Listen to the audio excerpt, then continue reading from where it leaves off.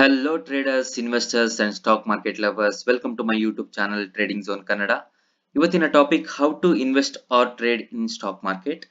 Stock market ಅಲ್ಲಿ ನೀವು ಹೇಗೆ ಇನ್ವೆಸ್ಟ್ ಅಥವಾ ಟ್ರೇಡ್ ಮಾಡಬಹುದು ಅನ್ನೋದ್ರ ಬಗ್ಗೆ ಈ ವಿಡಿಯೋದಲ್ಲಿ ತಿಳಿಸ್ಕೊಡ್ತೀನಿ. ಮೊದಲನೇದಾಗಿ ನಿಮಗೆ ಒಂದು ಡಿಮ್ಯಾಟ್ ಅಕೌಂಟ್ ನ ಅವಶ್ಯಕತೆ ಇರುತ್ತೆ. ಡಿಮ್ಯಾಟ್ ಅಕೌಂಟ್ ಅಂದ್ರೆ ಇದು ಡಿಮೆಟೀರಿಯಲೈಸ್ಡ್, ಇದರ ಫುಲ್ ಫಾರ್ಮ್ ಬಂದ್ಬಿಟ್ಟು ಡಿಮೆಟೀರಿಯಲೈಸ್ಡ್ ಅಕೌಂಟ್ ಅಂತ. ಇದೊಂದು ಡಿಜಿಟಲ್ ಅಕೌಂಟ್ ಆಗಿರುತ್ತೆ. ಇದರಲ್ಲಿ ನೀವು ಕಂಪನಿಗಳ ಶೇರ್ಸ್ ಅಥವಾ ಬಾಂಡ್ಸ್ ಅಥವಾ ಮ್ಯೂಚುವಲ್ ಫಂಡ್ ನ ನೀವು ಎಲೆಕ್ಟ್ರಾನಿಕ್ ಫಾರ್ಮ್ ಅಲ್ಲಿ ಹೋಲ್ಡ್ ಮಾಡಬಹುದಾಗಿರುತ್ತೆ. ಇದಕ್ಕೆ ಡಿಮ್ಯಾಟ್ ಅಕೌಂಟ್ ಅಂತ ಕರೀತೀವಿ. ಇದೊಂದು ಡಿಜಿಟಲ್ ಅಕೌಂಟ್ ಆಗಿರುತ್ತೆ. ಇಲ್ಲಿ ನೀವು financial securities like shares, bonds and mutual funds in electronic form. ಈಗ ಮುಂಚೆ ಎಲ್ಲ ಹೇಗಿತ್ತು ಅಂದ್ರೆ ನೀವು ಒಂದು ಕಂಪನಿ ಶೇರ್ಸ್ ನ ಬೈ ಮಾಡ್ಬೇಕಂದ್ರೆ ಒಬ್ಬ ಬ್ರೋಕರ್ ಹತ್ರ ಹೋಗಿ ಅವರಿಗೆ ಇನ್ಫಾರ್ಮ್ ಮಾಡಿ ನಾನು ಇಂಥ ಕಂಪನಿಯ ಶೇರ್ಸ್ ಗಳನ್ನ ಬೈ ಮಾಡಬೇಕು ಅಂತ ಇನ್ಫಾರ್ಮ್ ಮಾಡಿದ್ರೆ ಅವರು ಆ ಕಂಪನಿ ಶೇರ್ಸ್ ಗಳನ್ನ ಬೈ ಮಾಡಿ ನಿಮ್ಗೆ ಫಿಸಿಕಲ್ ಆಗಿ ಸರ್ಟಿಫಿಕೇಟ್ ಕೊಡೋರು. ಅಂದ್ರೆ ನಿಮ್ಮ ಹತ್ರ ಇಷ್ಟು ಶೇರ್ಸ್ ಇದೆ, ನೀವು ಇಷ್ಟು ಕ್ವಾಂಟಿಟಿ ಶೇರ್ಸ್ ನ ಬೈ ಮಾಡಿದೀರಾ ಅಂತ ಹೇಳ್ಬಿಟ್ಟು ನಿಮ್ಗೆ ಒಂದು ಫಿಸಿಕಲ್ ಸರ್ಟಿಫಿಕೇಟ್ ಕೊಡೋರು.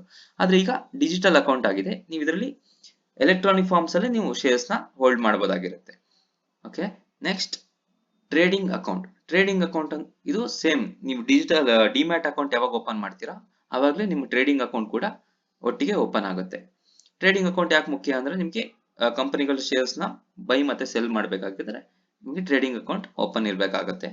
ಸೊ ನೀವು ಈ ಅಕೌಂಟ್ ನ ಒಂದು ಬ್ರೋಕರ್ ಮೂಲಕ ಓಪನ್ ಮಾಡಬೇಕಾಗುತ್ತೆ. ಒಂದು ಡಿಮ್ಯಾಟ್ ಅಥವಾ ಡಿಮ್ಯಾಟ್ ಅಂಡ್ ಟ್ರೇಡಿಂಗ್ ಅಕೌಂಟ್ ನ ಒಂದು ಬ್ರೋಕರ್ ಮೂಲಕ ನೀವು ಓಪನ್ ಮಾಡಬೇಕಾಗುತ್ತೆ.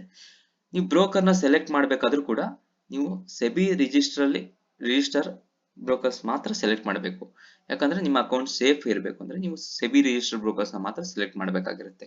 ಸೆಬಿ ಅಂದ್ರೆ ನಾನು ಲಾಸ್ಟ್ ವಿಡಿಯೋದಲ್ಲಿ ಹೇಳ್ದಂಗೆ security exchange board of India, Indian stock market ನ ಒಂದು ರೆಗ್ಯುಲೇಟರಿ ಬಾಡಿ ಆಗಿದೆ. Okay, next depositories in Indian stock market. ನಮ್ಮ ಇಂಡಿಯನ್ ಸ್ಟಾಕ್ ಮಾರ್ಕೆಟ್ ಅಲ್ಲಿ ಎರಡು ಡೆಪಾಸಿಟರೀಸ್ ಇದೆ. National security depository limited and central depository service limited, NSDL ಮತ್ತೆ CDSL ಅಂತ ಕರಿತೀವಿ. ಇದು ಬ್ರೋಕರ್ಸ್ ಜೊತೆ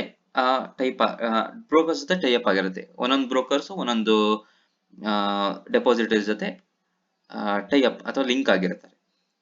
ಓಕೆನಾ.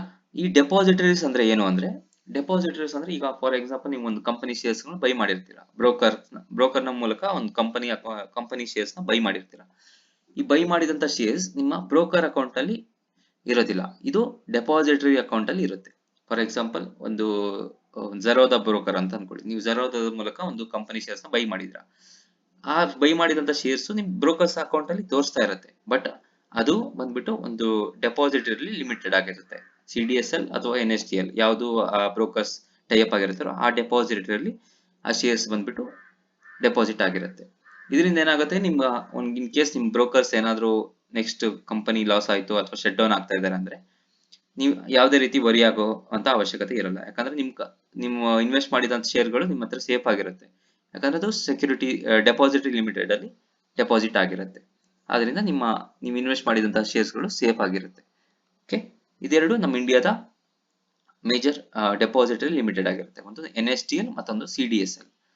Next, things to know before invest or trade in stock market. ನೀವು ಸ್ಟಾಕ್ ಮಾರ್ಕೆಟ್ ಅಲ್ಲಿ ಇನ್ವೆಸ್ಟ್ ಅಥವಾ ಟ್ರೇಡ್ ಮಾಡಬೇಕಾದ್ರೆ ನಿಮ್ಗೆ ಏನೇನ್ ಗೊತ್ತಿರಬೇಕು ಅಥವಾ ಏನೇನ್ ನಿಮ್ಗೆ ನಾಲೆಡ್ಜ್ ಇರಬೇಕು ಅಂದ್ರೆ, first basics knowledge of stock market. Stock market ಬಗ್ಗೆ ಒಂದು ಮಿನಿಮಮ್ ನಾಲೆಡ್ಜ್ ಇರಬೇಕು, ಬೇಸಿಕ್ ನಾಲೆಡ್ಜ್ ಇರಬೇಕು. ಏನಂದ್ರೆ ಫಾರ್ ಎಕ್ಸಾಂಪಲ್ ನಿಮ್ಗೆ ಸ್ಟಾಕ್ ಮಾರ್ಕೆಟ್ ಅಂದ್ರೆ ಏನು ಅಂತ ಗೊತ್ತಿರಬೇಕು, ಸ್ಟಾಕ್ ಎಕ್ಸ್ಚೇಂಜ್ ಅಂದ್ರೆ ಏನು, ಮತ್ತೆ ನಮ್ಮ ಇಂಡಿಯಾದಲ್ಲಿ ಯಾವ್ದು ಮೇಜರ್ ಸ್ಟಾಕ್ ಎಕ್ಸ್ಚೇಂಜ್ ಇದೆ, ಇದೆಲ್ಲ ಬೇಸಿಕ್ ನಾಲೆಡ್ಜ್. ಇದರ ಬಗ್ಗೆ ಸ್ವಲ್ಪ ನಿಮಗೆ ಗೊತ್ತಿರಬೇಕು. ನಾನು ಲಾಸ್ಟ್ ವಿಡಿಯೋದಲ್ಲಿ ಇದ್ರ ಬಗ್ಗೆ ಒಂದು ವಿಡಿಯೋ ಮಾಡಿದ್ದೀನಿ, basics knowledge of stock market ಅಂತ. ಇದ್ರ ಬಗ್ಗೆ ನಿಮಗೆ ಮಿನಿಮಮ್ ನಾಲೆಡ್ಜ್ ಇದ್ರೆ ನೀವು ಇನ್ವೆಸ್ಟರ್ ಟ್ರೇಡ್ ಮಾಡಬಹುದು. Next, fundamental analysis. Fundamental analysis ಅಂದ್ರೆ ನೀವು ಒಂದು ಕಂಪನಿ ಬಗ್ಗೆ, ನೀವು ಒಂದು ಕಂಪನಿ ಮೇಲೆ ಇನ್ವೆಸ್ಟ್ ಮಾಡ್ಬೇಕಂದ್ರೆ ಆ ಕಂಪನಿಯ ಹೇಗಿದೆ, ಕಂಪನಿಯ ಪರ್ಫಾರ್ಮೆನ್ಸ್ ಹೇಗಿದೆ, ಕಂಪನಿಯ ಪ್ರಾಫಿಟ್ ಅಂಡ್ ಲಾಸ್ ಹೇಗಿದೆ, ಲಾಸ್ಟ್ 5 years ಕಂಪನಿ ಪ್ರಾಫಿಟ್ ಅಲ್ಲಿ ಇದೆಯಾ, ಕಂಪನಿ ಬ್ಯಾಲೆನ್ಸ್ ಶೀಟ್ ನೋಡಿ ಅನಾಲಿಸಿಸ್ ಮಾಡಬೇಕಾಗುತ್ತೆ, ಕಂಪನಿ ಗ್ರೋತ್ ಹೇಗಿದೆ, ಕಂಪನಿಯ ಡೆಪ್ಟ್ ಹೇಗಿದೆ, ಕಂಪನಿ ಎಷ್ಟು ಸಾಲ ಮಾಡಿದೆ, ಮತ್ತೆ ಡೆಪ್ಟ್ ರೇಷಿಯೋ ಹೇಗಿದೆ, ಇದ್ರ ಬಗ್ಗೆ ಎಲ್ಲ ತಿಳ್ಕೊಳ್ಳೋದನ್ನ ಫಂಡಮೆಂಟಲ್ ಅನಾಲಿಸಿಸ್ ಅಂತಾರೆ. Next, technical analysis. Technical analysis ಅಂದ್ರೆ ಇದು ನೀವು ಟ್ರೇಡಿಂಗ್ ಮಾಡ್ಬೇಕಾದ್ರೆ ಇಂಪಾರ್ಟೆಂಟ್ ಆಗಿರುತ್ತೆ. ಟೆಕ್ನಿಕಲ್ ಅನಾಲಿಸಿಸ್ ಅಂದ್ರೆ ಫಾರ್ ಎಕ್ಸಾಂಪಲ್ ಚಾರ್ಟ್ ಟ್ರೇಡಿಂಗ್ ಅಲ್ಲಿ ನಿಮ್ಗೆ ಕ್ಯಾಂಡಲ್ ಸ್ಟಿಕ್ಸ್ ಹೇಗೆ ರೀಡ್ ಮಾಡೋದು, ಚಾರ್ಟ್ ನ ಹೇಗೆ ರೀಡ್ ಮಾಡೋದು, ಪ್ರೈಸ್ ಆಕ್ಷನ್ ಟ್ರೇಡಿಂಗ್ ಅಂತ ಕರೀತಾರೆ. ಇದೆಲ್ಲ ಟೆಕ್ನಿಕಲ್ ಅನಾಲಿಸಿಸ್ ಅಲ್ಲಿ ಬರುತ್ತೆ. ಓಕೆ, ಇದಿಷ್ಟು ಇವತ್ತಿನ ವಿಡಿಯೋ ಆಗಿತ್ತು. ಹೇಗೆ ಸ್ಟಾಕ್ ಮಾರ್ಕೆಟ್ ಅಲ್ಲಿ ಇನ್ವೆಸ್ಟ್ ಅಥವಾ ಟ್ರೇಡ್ ಮಾಡೋದ್ರ ಬಗ್ಗೆ ಸ್ವಲ್ಪ ಬೇಸಿಕ್ ವಿಡಿಯೋ ಆಗಿದೆ. ಇದಿಷ್ಟು ಇವತ್ತಿನ ಟಾಪಿಕ್ ಆಗಿತ್ತು. Thank you everyone. ಇದೇ ರೀತಿಯ ವಿಡಿಯೋಗಾಗಿ ನನ್ನ ಚಾನಲ್ನ ಸಬ್ಸ್ಕ್ರೈಬ್ ಮಾಡ್ತಾ ಇರಿ, ಶೇರ್ ಮಾಡಿ, ಕಮೆಂಟ್ ಮಾಡಿ, ಲೈಕ್ ಮಾಡಿ. Thank you everyone. Thank you.